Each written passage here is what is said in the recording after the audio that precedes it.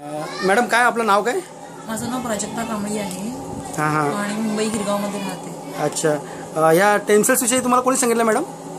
मला मिस्टर बिल्ली यांच्याकडनं कळलं, कारण ते माझ्या मिस्टरांचे फॅमिली फ्रेंड आहेत. अच्छा. आणि कळलं म्हणजे आम्हाला ऍक्च्युली माझ्या मुलीला पोटामध्ये गाठ झाली होती 6.5 सेंटीमीटरची जून महिन्यामध्ये. अच्छा. मग आम्ही जून महिन्यामध्ये जेव्हा गाठ झाली कळलं तेव्हा बिल्ली सरांकडनं औषध विकत घेतलं आणि मी विशाखापट्टणमला घेऊन गेली मुलीसाठी. कोणतं काय काय प्रोडक्टचं नाव काय होतं? स्टेमसेल्स. फायटोसायन्सचं स्टेम सेल. अच्छा, मग ते किती सॅचेट तुम्ही घेऊन गेला तिकडे? मी 1 महिन्याचं घेऊन गेली 28 सॅशे. अच्छा. आणि मग रोज मुलीला उठल्यावर सकाळी मी औषध द्यायची, ते मला विश्वास होता की औषधाने बरं होणारच आहे म्हणून.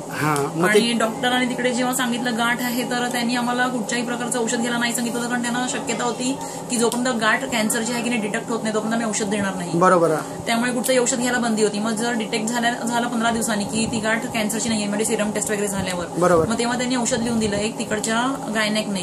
परंतु औषध सांगितलं होतं की नेक्स्ट पिरियड्स येतील त्याच्यानंतर सुरू करायचं, त्यामुळे पिरियड झाल्याशिवाय औषध घेणं पण लागू होत नव्हतं. बरोबर. पण तोपर्यंत स्टेम सेल्स देणं चालू ठेवलं होतं. Very good. जेव्हा एक 20 दिवसांनी टेस्ट केली तेव्हा गाठ थोडी अजून वाढली होती. मला टेन्शन आलं की गाठ कमी होत नाहीये अजून. बरोबर.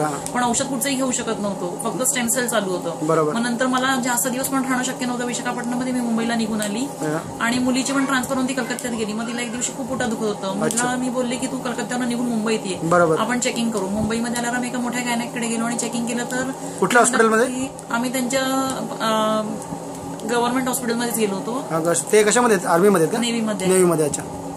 आणि मग तिथे गेल्यानंतर ते म्हणाले की गाठ फुटून गेली, पोटामध्ये गाठ दिसतच नाही, तुमच्या रिपोर्टमध्ये तेवढं मोठी गाठीचं साईज दाखवत आहेत. म्हणून मग आम्ही प्रायव्हेट पण एक बाहेर टेस्ट केली, इंटरनल सोनोग्राफी, की आपण बघून घेऊ प्रायव्हेटला सुद्धा. गव्हर्नमेंटमध्ये आपल्याला असं सांगतात म्हटल्यावर प्रायव्हेटमध्ये पण ते बोलले की गाठ फुटली आहे म्हणून. तरी पण विश्वास नाही. हा, मग तेव्हा जरा थोडंसं बरं वाटलं की गाठ फुटली, पण टेन्शन असं होतं की गाठीतलं फुटलेलं सिरम पोटात असेल तर इन्फेक्शन होईल, म्हणून मग आम्ही औषध चालू ठेवलं फायटोसायन्स. तिसरा परत काय? हा, 2 डॉक्टरांनी टेस्ट केली, दोघांना पण विश्वास वाटत नव्हता. म्हणून मग त्यांनी सिनियरला बोलवलं की तुम्ही चेक करा की रिपोर्टमध्ये तर मागच्या महिन्यामध्ये एवढी मोठी गाठ दाखवत आहेत आणि ह्या महिन्यात गाठ दिसत नाहीये पोटामध्ये म्हणून.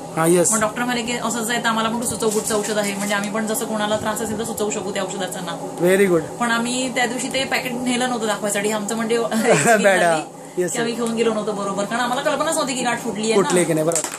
आणि मग त्याच्यानंतर मग कळलं की त्या गाठ फुटली आणि त्याच्यानंतर एक 8 दिवसानंतर पोटातनं उरलेली गाठ सुद्धा युरिनच्या वेव मधून निघून गेली, जे उरलं पोटाच्या मधून निघून गेली. क्या बात आहे. पूर्णच्या पूर्ण. त्यामुळे आता पूर्णपणे पोट क्लिअर आहे, कुठच्याही गाठीचा त्रास नाही आणि कसलंही ऑपरेशन करावं नाही. Very good, very good. Madam तुम्ही फायटोसायन्स आणि मिस्टर बिली. नाही असून दे.